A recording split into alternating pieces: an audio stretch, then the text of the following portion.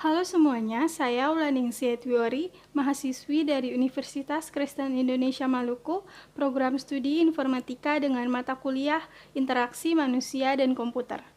Di sini saya akan membahas tentang review jurnal antarmuka pengguna masa depan.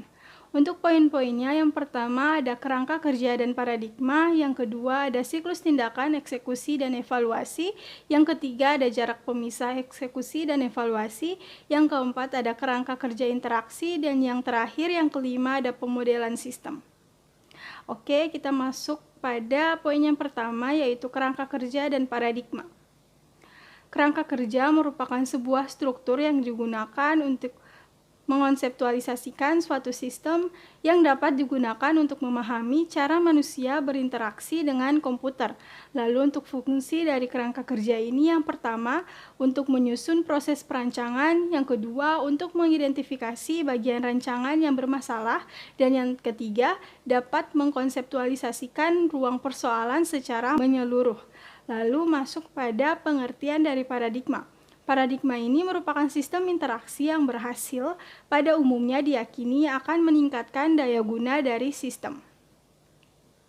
Lanjut pada poin yang kedua, yaitu siklus tindakan, eksekusi, dan evaluasi.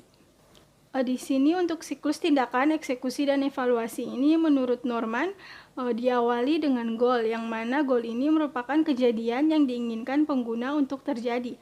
Lalu masuk pada eksekusi, di mana dalam eksekusi ini terjadinya eksekusi atas suatu tindakan dalam dunia nyata. Lalu masuk pada dunia nyata, yang mana dunia nyata ini menjadi tempat pengguna dapat mengeksekusi suatu tindakan dengan memanipulasi objek.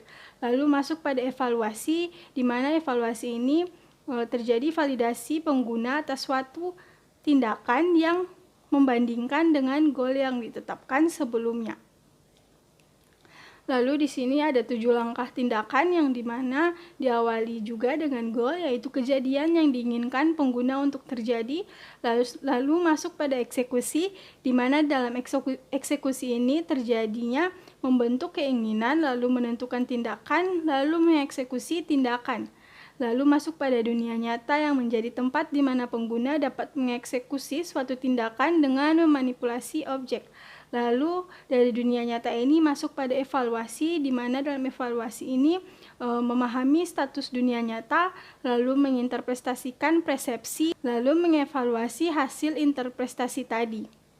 Lanjut, kita masuk pada jarak pemisah eksekusi dan evaluasi. Untuk jarak pemisah eksekusi dan evaluasi ini diawali dengan goal pengguna.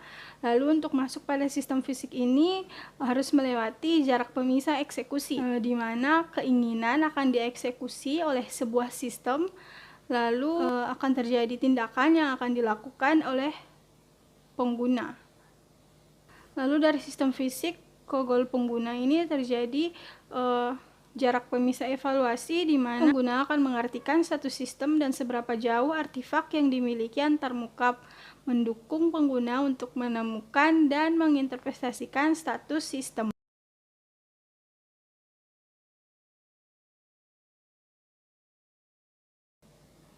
Lanjut masuk pada kerangka kerja interaksi.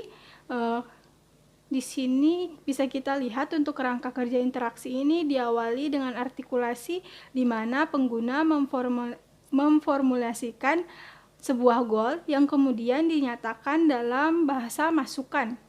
Lalu dari bahasa masukan ini akan diterjemahkan pada bahasa mesin.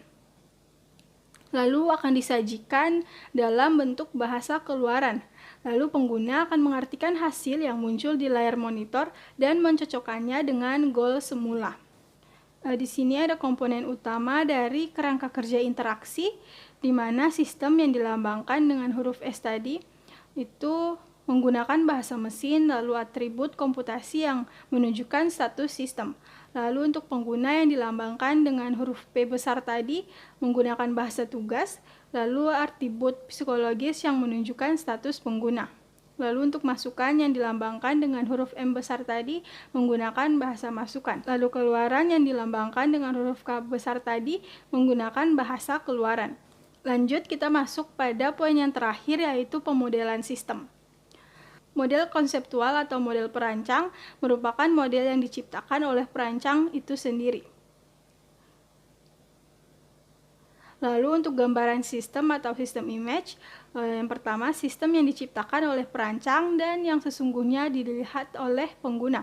Lalu menyangkut apa yang terjadi di layar tampilan dokumentasi dan hal-hal lain yang berhubungan dengan sistem tersebut. Lalu untuk model mental atau pengguna ini adalah model yang diciptakan oleh pengguna ketika pengguna berinteraksi dengan suatu sistem.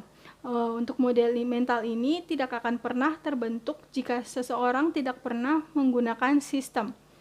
Lalu di sini ada pemodelannya, di mana perancang akan membuat pemodelannya, yaitu membuat model konseptual, lalu akan dimasukkan pada gambaran sistem, lalu pengguna ini akan melihat model konseptual tadi yang dimasukkan pada gambaran sistem tadi apabila model yang dilihat oleh pengguna ini sama dengan model yang diciptakan atau yang dibuat oleh model konseptual adalah sama, maka pemodelan itu berjalan dengan baik. Baik, sekian pembahasan tentang review jurnal antarmuka pengguna masa depan dari saya. Sekian dan terima kasih, semoga bermanfaat.